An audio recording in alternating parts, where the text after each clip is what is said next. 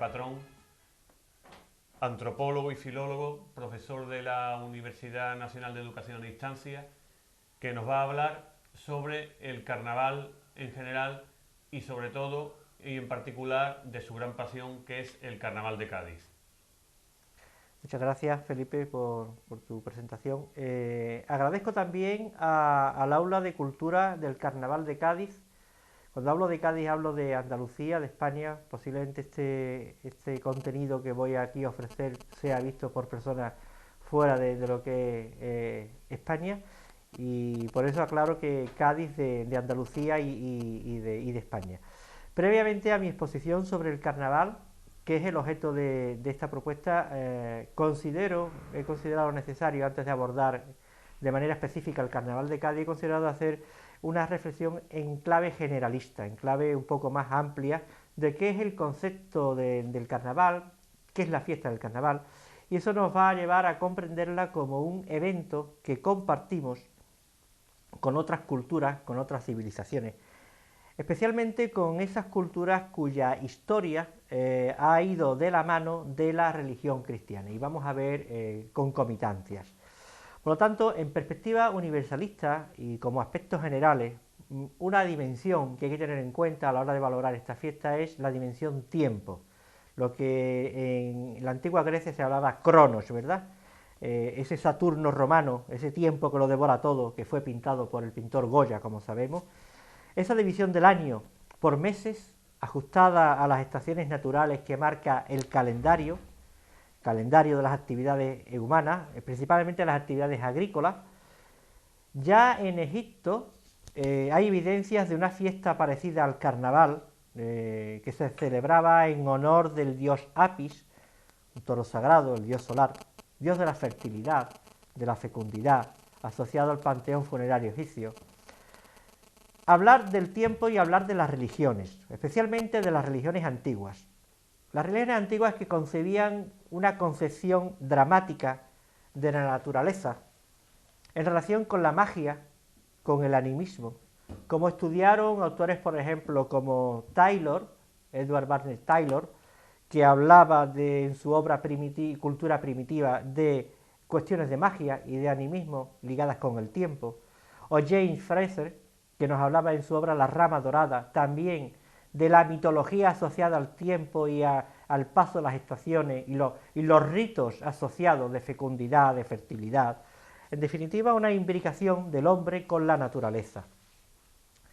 Un tiempo cualitativo ligado a emociones, a vivencias, que esto vincula a la antropología con la religión, para estudiar al hombre, al antropos, con el fin de indagar en los sistemas religiosos del hombre, en su superestructura filosófica, los cultos populares, una concepción mitopoéica que implica una concepción unificada de la existencia, naturaleza, hombre y sociedad, imbricado, en una relación tricotómica.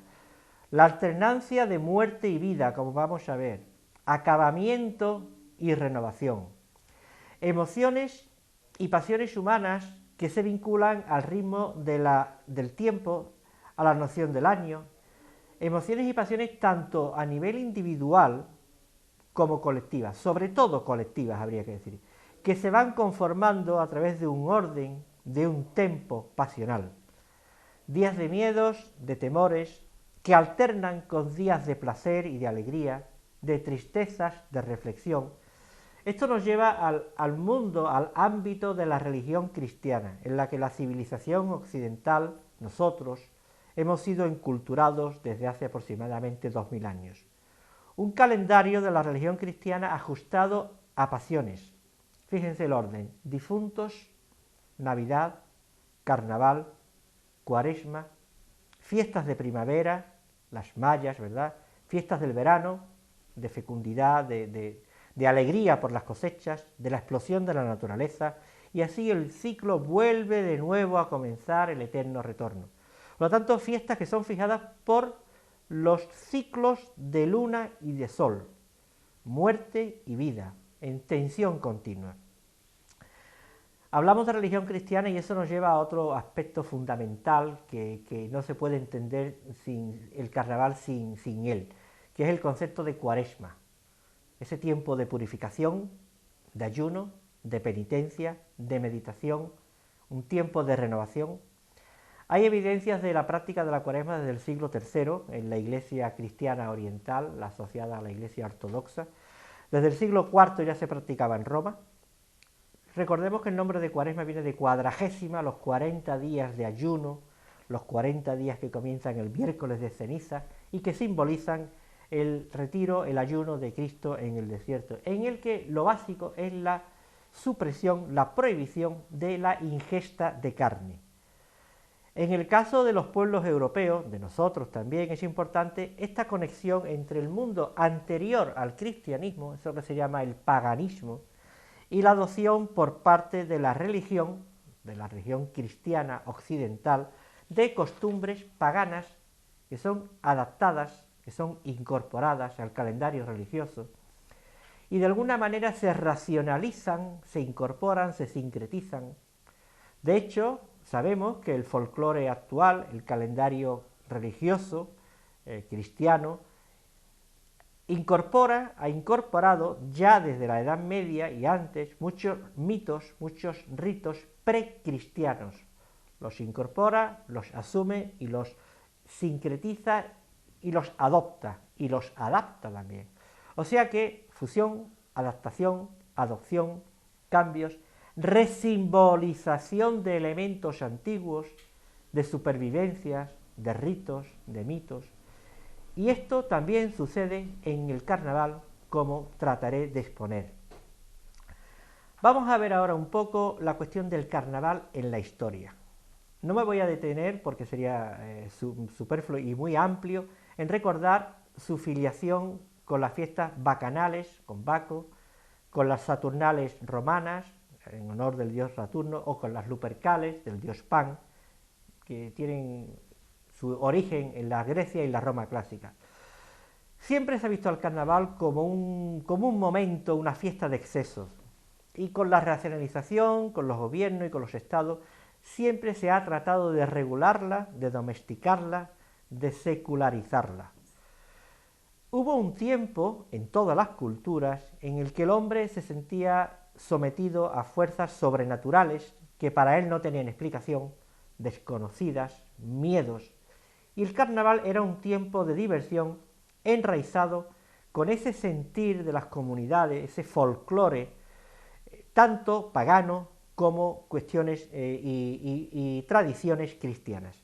Estas manifestaciones colectivas, recordemos las mascaradas, han sido temas en el que se ha fijado las distintas artes.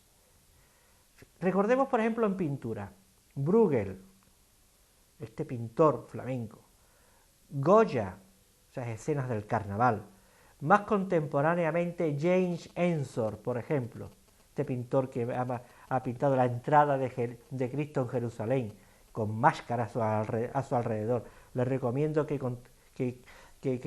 consulten a este pintor, James Ensor, que trabaja mucho la máscara. En música, Schumann, Berlioz, Paganini. En literatura, cómo no hablar de Arcipreste de Ita, esa batalla entre don Carnal y doña Cuaresma, ¿verdad?, que a su vez está tomada de la literatura europea y el que él adapta en el libro de Buen Amor. Las églogas de Juan de la Encina y autores como Góngora, Zorrilla, Bécquer, Larra, las crónicas de mesoneros romanos sobre el Madrid de su época.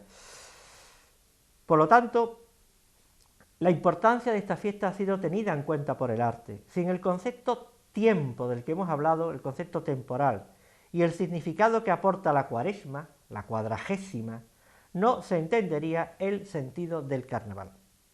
Para comprender qué significa esta fiesta hay que verla en continuidad, por una parte con el invierno que le precede y por otra con el tiempo cuaresmal que le sucede. Por lo tanto, el contraste entre valores paganos y valores cristianos. Si atendemos a la etimología de la palabra carnaval, viene del latín, una propuesta es carne levare, el adiós a la carne. Carnes tolendas, tolendas de tolere, quitar, abandonar la carne. Otra manera de relacionar, de referirse a este tiempo de diversión, en el Reino de León, zonas de Portugal y de Galicia, el antiguo Reino de León, se le ha llamado con otra palabra, no se ha elegido carnaval, que tiene un origen italiano, quizá, o latino, sino otra palabra también de origen latino, antruejo, entroido, antroshu, dicen los en el asturiano, que viene del étimo latino introito, el entroido, la entrada a la cuaresma. Y es un término, como digo, utilizado en Extremadura, en Portugal. En general, carnaval, entroido, entroito, antruecho, todo ello lo que viene a significar en definitiva es el adiós a la carne. Entendiendo carne no solamente como el alimento, como la ingesta de carne, sino el adiós a los placeres. Una extensión metafórica, ¿verdad? Abandono de los placeres porque viene el tiempo de la reflexión. Por lo tanto, el carnaval hay que entenderlo también con un potente significado social. Carnaval entendido como cura psíquica, como cura social. Una especie como de catarsis colectiva que equilibra las tensiones de la comunidad, de la sociedad, los miedos. Un tiempo cargado de intenciones psicológicas. Y esto se manifiesta en las licencias carnavalescas, que lo que buscan es equilibrar una especie como de homeostasis, ¿no? Enmascararse, disfrazarse, inversiones, incluso de sexo, cambiar de carácter por unos días, desdoblar la personalidad, liberarse de represiones, de miedos internos. Antes de ese momento que va a llegar de rigores, de abstinencias cuaresmales, en definitiva, hacer posible por un tiempo, por unos días, todo lo que en el resto del año nos viene prohibido, nos está prohibido. Y es el momento de la liberación. Por lo tanto, el tiempo de carnaval es un tiempo cualitativo. Más que un tiempo de calendario, es un tiempo cualitativo, con mucha significación psicológica y social. Es controvertido acordar, los antropólogos no se ponen de acuerdo, los historiadores, los investigadores, cuál es el tiempo de carnaval real, cuándo empieza y cuándo finaliza. Está claro que finaliza el miércoles de ceniza, pero sabemos que se extiende hasta el domingo de Piñata, y en Cádiz un poco más allá, como veremos. Esto es un tema controvertido. Hay una visión limitada, corta, estrecha, restringida, que va y dice que el carnaval se circunscribe al domingo de quincuagésima, domingo de carnaval, lunes y martes de carnaval, y finaliza la madrugada del martes y comienza el miércoles de ceniza, cuaresma. Por otra parte, una visión amplia, y se da en muchas culturas. El carnaval empieza en la misma Navidad, o a principios de año, o en la Epifanía, la fiesta de Reyes, por San Antón, el 17 de enero. Hay un refrán que dice que por San Antón las carnestolendas son, o desde San Antón máscaras son, o con la Candelaria, la fiesta de la luz, el día 12 de febrero, que es una fiesta de purificación. Ya empieza a irse el miedo a la oscuridad, a las tinieblas del invierno, a esos días cortos, breves, en los que la naturaleza está detenida, la savia de la naturaleza está muerta. Hay un miedo, esta naturaleza que no se regenera y las cosechas hay que producirlas, hay miedos. O por San Blas, el 3 de febrero. O sea que fíjense, Navidad, Epifanía, San Antón, San Blas, la Candelaria, así hasta acercarnos allá al inminente carnaval, que es el jueves previo al domingo de quincuagésima, al domingo de carnaval. Jueves que es conocido, como sabemos, como jueves gordo, jueves lardero. Por lo tanto, es un tiempo estructuralmente fijado. Y además se repiten ciertos esquemas. Es un tiempo social cargado plenamente de valores. También es un tiempo en determinadas culturas de prohibiciones. Tiempo de carnaval, tiempo de prohibiciones. Por ejemplo, para determinados trabajos. Se decía en Castilla y norte de Castilla, lindando con Asturias, que la actividad del hilar, el hilo, la rueca. Hay un refrán que dice que el buen hilar de San Miguel a Navidad. A partir de ahí no más hilar. Decía, de marzo a Ayuso, es decir, de marzo hacia adelante, no rabea bien el uso, no funciona bien el uso, con lo cual mejor no hilar. Por lo tanto, también tiempo de prohibiciones, de licencias y determinadas prohibiciones para determinadas actividades. El carnaval está enclavado en el carnaval, en el calendario anual, quiero decir, entre un tiempo de tinieblas, ese que hemos dicho del invierno, de oscuridades, de muerte de la naturaleza, de miedo a lo sobrenatural, y un mundo de religiosidad y de recogimiento que viene. Está ahí enclavado entre la Navidad y la Cuaresma. Es previo al estallido de la primavera, el estallido de la luz, de la regeneración de la vida en los campos, de las cosechas, que va a tener ese momento álgido, va a tener su potencia total en el solsticio de verano, la noche de San Juan, la noche plena, enorme, ¿verdad? La noche tan mítica de la noche de San Juan. Ahí es como el clímax. Es un tiempo de costumbres, concepto de carnalidad, sin ir más lejos, que afecta, como decía antes, no solamente a la ingesta de carne o al sexto mandamiento, sino como opuesto al concepto de espiritualidad. Pues ese es el momento de la carnalidad, opuesto a la espiritualidad. Y así se admiten actos irracionales, inconscientes, confusión, pero también actos de alegría, ¿no? de colectividad compartida. Tener en cuenta que el carnaval es un momento de colectividad plena, es lo opuesto al individualismo. Actividades propias del carnaval, antiguamente era arrojar harina, arrojar salvado, correr gallos, manteos de peleles de animales, de perros, de gatos, arrojar agua con jeringas, apedrearse con huevos. Eso ha quedado en los papelillos, en los confetis. Antiguamente, cuando era pequeño, en las fiestas típicas, arrojarse bolas de nieve, ¿os acordáis? ¿Verdad? Hacer ruidos con carracas, con cencerros. Esto de los cencerros lo he visto actualmente en carnavales de Portugal, de Braganza, de Zamora, tierras de frontera entre Castilla, Galicia, Portugal. Se sigue habiendo la máscara, los cencerros.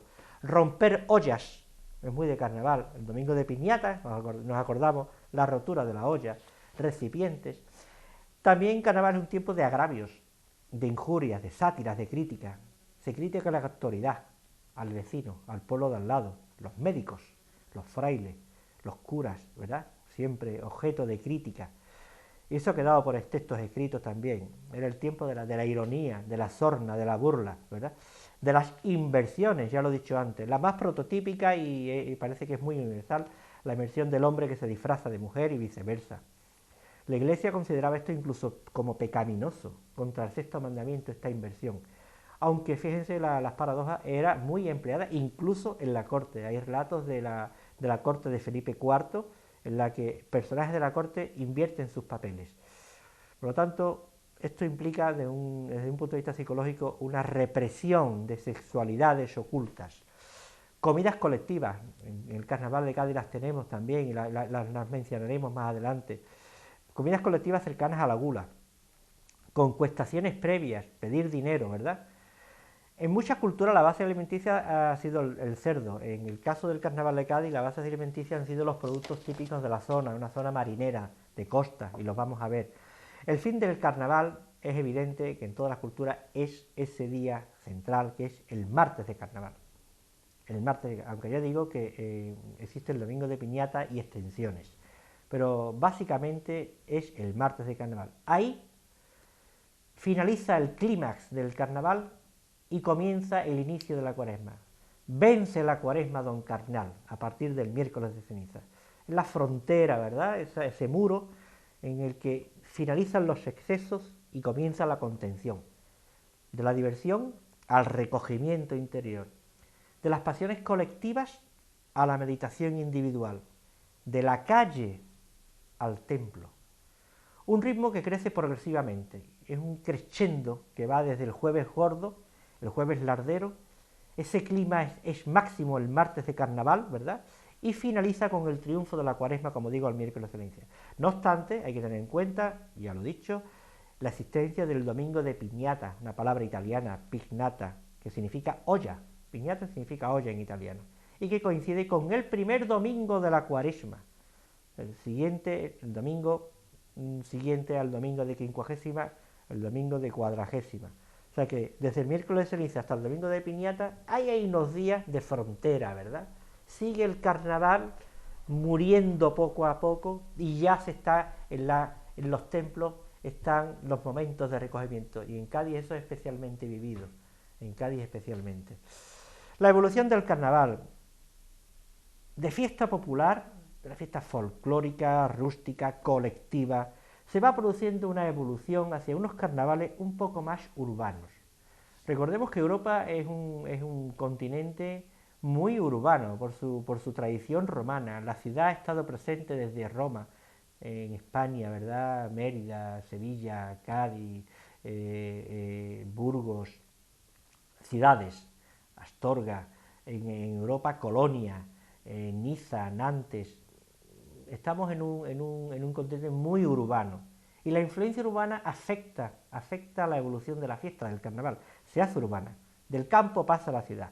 Y así van surgiendo esos carnavales míticos que han marcado pautas, caso del carnaval de Venecia, el carnaval de Roma, por ejemplo, desde el siglo XVIII, que van exportando modelos y que las clases urbanas aburguesadas los van importando como signo de distinción social.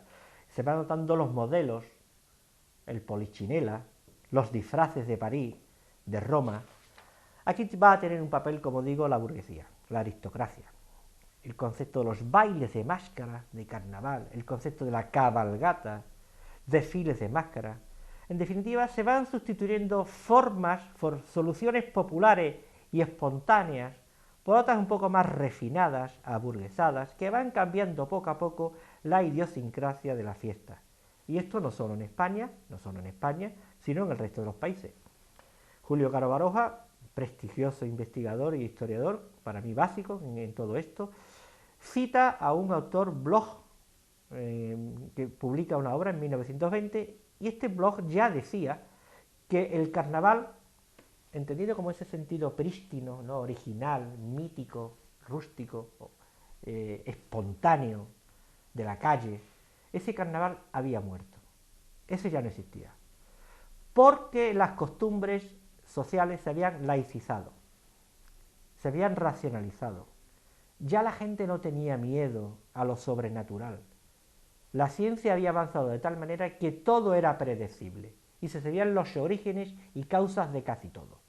Ya no existía el miedo a la muerte, el miedo al maligno, al milenio, ese tipo de miedos inveterados de las sociedades. Eso estaba ya superado.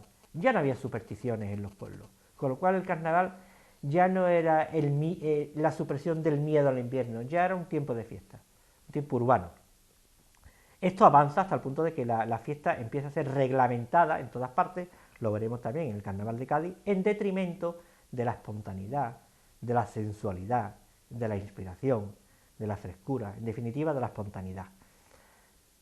Carnavales hay en todas las culturas y en todos los continentes. No voy a ser no me voy a extender, pero por ejemplo en Japón, el Awa Odori, que se celebra en agosto, en Tokushima, en la isla de Shikoku, dura 4 días nada más. Ahí salen escuelas de danza, aquí las llaman Ren, al estilo de las escuelas de samba de Río de Janeiro, y este carnaval es más antiguo que el del Río. Se está celebrando prácticamente del siglo XVI. Siglo XVI, si nos venimos a Cádiz, el asalto al holandés, por ejemplo, sin ir más lejos. En el año 2015 hay datos de que este carnaval de Awa Dori de Japón reunió a 1.300.000 personas. 1.300.000 personas. Y este carnaval, fíjense también cómo hay unidad de concepto. Trabaja las danzas, los cultos a la muerte. En este carnaval, los espíritus de los antepasados, de los familiares muertos, visitan a los parientes vivos durante esos días. Y ahí conviven en un carnaval, una visita de espíritus. En Australia, un caso muy curioso, el carnaval de Australia, es moderno, es reciente, es moderno, lleva nada más que 80 años prácticamente, pero sin embargo, fíjense cómo lo han adaptado. Está plenamente vinculado a la industria del turismo de cruceros. El carnaval en Australia es una importación masiva de cruceros del mundo entero para ver el carnaval. Lo han focalizado desde un punto de vista de la industria turística. Y además, el Mardi Gras hay que entenderlo como el martes de carnaval, el martes gordo, el día pleno, el día frontera, se ha convertido en carnaval lo han tematizado y lo han colocado como el día del orgullo gay y de lesbianas. Han reinterpretado la fiesta con un sentido temático en cuestiones de género, de roles sociales, y se han buscado una ventana con un carnaval específico. Otro carnaval importante, y ahora nos vamos a Estados Unidos, el de Nueva Orleans, fundamental. Pasado católico también, los franceses que llegan a Nueva Orleans con sus culturas religiosas cristianas, y donde hay cultura religiosa cristiana, surge un carnaval previo, es inevitable. Por eso decía que hablar de carnaval es hablar de Cuaresma, y hablar de Cuaresma es hablar de carnaval. Y esto surge en Nueva Orleans, como decía, a partir del siglo XVIII. Y una nota de humor: martes de carnaval, medianoche, escuadrón de policías a caballo, disipando al público de la calle porque va a llegar las 12 de la noche y va a empezar la Cuaresma. Y eso se despeja con policías a caballo, es tradicional. Y eso significa el fin del Mardi Gras, ¿verdad? Del martes gordo, Aparte, está considerado como de mal gusto ponerse collares de carnaval al inicio de la Cuaresma. Si alguien ha visto la película Easy Rider, estos dos motoristas que van por todo, finalizan en Nueva Orleans disfrutando de un carnaval. Ese es el carnaval de Nueva Orleans. Es una película del año 69 y ahí hay un pequeño reportaje de qué es el carnaval, y son escenas naturales tomadas en un día de carnaval de Nueva Orleans. En Rusia, otro carnaval, el Maslenitsa, el carnaval ruso, una antigua fiesta, también de origen pagano, que se mantiene en Rusia después de la llegada del cristianismo ortodoxo. Aquí las celebraciones tardan una semana, se comen unos bollos, los blinis, se quema un muñeco de paja, que simboliza el final del invierno, de nuevo, se queman los miedos y el despertar de la naturaleza del letargo, desmesura, comida, bebida, antes del ayuno. Canadá, el carnaval de Quebec, un carnaval de invierno. El carnaval de invierno, el carnaval con nieve, ¿verdad? Otra manera, también con mucha afluencia de pública. En África, fíjense, en África, esas tribus africanas, el carnaval de Guinea-Bissau, por ejemplo, máscaras, trajes, una explosión de la etnicidad, por ejemplo, de los mosaicos étnicos y culturales de Guinea-Bissau. Un carnaval que cada vez atrae más público europeo, que está deseoso de conocer esa manifestación pobre. Venecia es un carnaval de ricos. Roma, Niza, esos son carnavales burgueses, ricos, el de Colonia, el de Australia. La gente cada vez tiene más interés en ver cómo viven determinadas culturas pobres y fabrican un carnaval a base de improvisación, de imaginación. Lo que nosotros veníamos en Cádiz cuando yo era pequeño, esa cabalgata del humor, con ese ingenio tan importante, espontáneo, con poco dinero, levantar ahí una cabalgata del humor y sacar esos disfraces, que eran verdaderas maravillas, ¿no? Pues esto es el carnaval de Guinea-Bissau también. Otro carnaval importante en Europa, el de Colonia, ¿no? Que por cierto está hermanado con el nuestro, del 2010. El carnaval de Colonia, también conocido, a este también se han buscado un hueco. La quinta estación del año: primavera, verano, invierno y otoño. Y carnaval de Colonia, una estación más, ¿verdad? Es importantísimo. Fíjense cuando empieza este carnaval. Hemos dicho que el carnaval tiene la fecha, no está si la variante estrecha, la amplia. Este empieza el 11 de noviembre, a las 11 de la mañana. Berlín, en Alemania, carnaval de las culturas. Otra manera de especializar el carnaval. En este caso, un carnaval de expresión de la diversidad cultural, en el que tengan reflejo todos los inmigrantes que viven en Berlín. Latinoamericanos, asiáticos, de Oceanía, de África, mezcla de música local, música étnica, desfiles étnicos, una especie como de globalización de las culturas y de diversidad y de respeto. Y ahora aludo a los recientes acontecimientos de París, lastimosos y luctuosos. Y esto sería una mezcla de la diversidad, ¿verdad? Siempre cuando se dicen los carnavales más famosos del mundo, siempre salen los mismos, ¿no? Río de Janeiro, Venecia, Oruro, Bolivia, del que ahora hablaré, Barranquilla en Colombia, Nueva Orleans, Niza, el de Notting Hill, por ejemplo, en Londres, que se celebra en agosto, y otra asociado también a la etnicidad jamaicana, y siempre también los de Tenerife, Cádiz y Sitges. Cádiz también sale. Destaco por su enorme valor antropológico el de Oruro. Oruro es una localidad boliviana del altiplano, y ahí se celebra una fiesta mitad religiosa, mitad pagana, que mezcla tradiciones indígenas, autóctonas y españolas, coloniales, con danzas afroamericanas. Es un sincretismo de todo, ¿verdad? Por un lado, la fiesta honra a la Pachamama, la Madre Tierra, una deidad incaica que favorece la fecundidad de la tierra, la fertilidad. Eso por una parte. Y por otra está que la fiesta también honra, además de esta Pachamama local, a la Virgen del Socavón. Y el Socavón, ¿verdad? Que es una adaptación de la Virgen de la Candelaria, que vino de España. Esta Virgen del Socavón es del socavón porque es la patrona de los mineros, los que hacen los socavones para buscar los metales. Y a ella se le dedican a esta Virgen desfiles, coreografía, danzas. ¿Para qué? Para propiciar que la Virgen haga fácil que aparezca el metal en esos socavones. Por lo tanto, se le venera a la Pachamama y a la Virgen, el mismo sábado de carnaval.